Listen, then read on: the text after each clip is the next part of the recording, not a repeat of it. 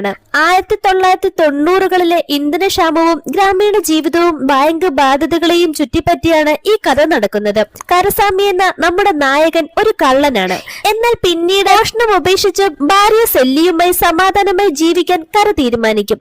ഒരു ചെറിയ ഹോട്ടൽ തുടങ്ങാനായിരുന്നു അവന്റെ സ്വപ്നം. പക്ഷെ പണമില്ലാത്തതിനാൽ സ്വന്തം നാടായ രാമനാഥപുരത്തേക്ക് തന്നെ അവൻ തിരികെ പോകുന്നു. ആ നാട്ടിലെത്തിയതിനു ശേഷം അവൻ നേരിടേണ്ടി വന്ന പല പ്രശ്നങ്ങളും നമുക്ക് എക്സ്പെക്ട് ചെയ്യാൻ പോലും കഴിയാത്ത രീതിയിലാണ് ഈ സിനിമയുടെ കഥ. ധനുഷിന്റെ കരിയറിലെ തന്നെ ഏറ്റവും നല്ല സിനിമകളിൽ ഒന്നായ കര എന്ന ഈ സിനിമയുടെ മുഴുവൻ കഥയും നമുക്ക് കേൾക്കാം.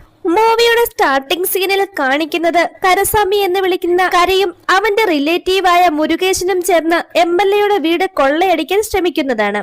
ലോക്കിനുള്ളിൽ വെടിമരുന്ന് നിറച്ച ശേഷം അതിൽ തീ കൊളുത്തി പൂട്ട തകർത്ത് കര വീടിനുള്ളിൽ കയറുന്നു. മുരുകേശന്റെ ആദ്യത്തെ കവർച്ചയായിരുന്നു അത്. അവിടെ നിന്നും സ്വർണവും പണവും എല്ലാം അവർ മോഷ്ടിക്കും. മുരുകേശന്റെ പങ്ക് അവന് കൊടുത്തതിനു ശേഷം ബാക്കി ക്യാഷ് കൊണ്ട് താൻ സ്നേഹിക്കുന്ന സെല്ലിയെ വിവാഹം കഴിച്ച് എവിടെയെങ്കിലും പോയി ജീവിക്കാൻ പോകുകയാണെന്നും കര പറയും. പക്ഷേ അവർ സ്വർണവും പണവുമായിട്ട് അവിടെ നിന്ന് രക്ഷപ്പെടുന്നതിന് മുൻപ് തന്നെ MLAയും അയാളുടെ വൈഫും അവിടേക്ക് തിരിച്ചു വരുന്നു. പൂട്ട് പൊളിഞ്ഞു കിടക്കുന്നത് കണ്ട് അവർ വളരെ ടെൻഷനോടെ വീടിനുള്ളിലേക്ക് കയറാൻ ശ്രമിക്കും.